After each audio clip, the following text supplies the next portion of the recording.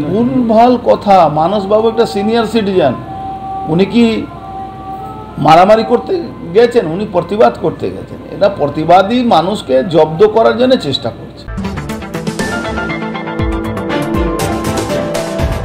এটা তো আমার গর্বের ব্যাপার ভাই, কি আমার ঘনিষ্ঠরা তিলোত্তমার জন্য লড়াই করতে গিয়ে গ্রেফতার হয়েছে।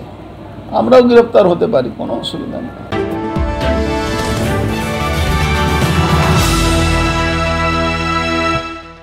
আরজিকর হাসপাতালের তরুণী চিকিৎসকের নৃশংস হত্যাকাণ্ডের পর নবান্ন অভিযানের প্রতিবাদে পথে নেমেছিল অসংখ্য মানুষ।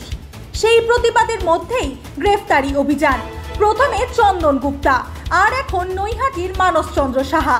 অভিযোগ, মানসবাবু কোনো সহিংস ঘটনায় যুক্ত ছিলেন না, শুধু প্রতিবাদের কণ্ঠ হয়ে এসেছিলেন নবান্নের পথে। ভুলভাল কথা। মানসবাবু একটা সিনিয়র সিটিজেন, উনি কি মারামারি করতে গেছেন? উনি প্রতিবাদ করতে গেছেন। এটা প্রতিবাদী মানুষকে জব্দ করার জন্য চেষ্টা করছে। কিন্তু প্রাক্তন সাংসদ অর্জুন সিং এর দাবি, পশ্চিমবঙ্গ সরকার ভয় পেয়ে সাধারণ মানুষকেই নিশানা করছে।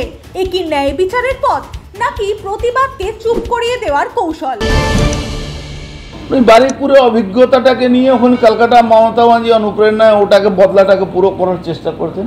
উনি তো এখানে তো দেখে গেছেন। এটা তো আমার গর্বের ব্যাপার ভাই, কি আমার ঘনিষ্ঠরা তিলোত্তমার জন্য লড়াই করতে গিয়ে গ্রেফতার হয়েছে।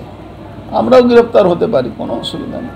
যতদিন এই সরকার ইলেকশনে আমরা গণতান্ত্রিক পদ্ধতিতে না সরাতে পারি, ততক্ষণ আমাদের এই লড়াই চলবে। আমরা গ্রেফতার হব, আমরা খুনও হয়ে যেতে পারি, আমাদের মারতেও পারে।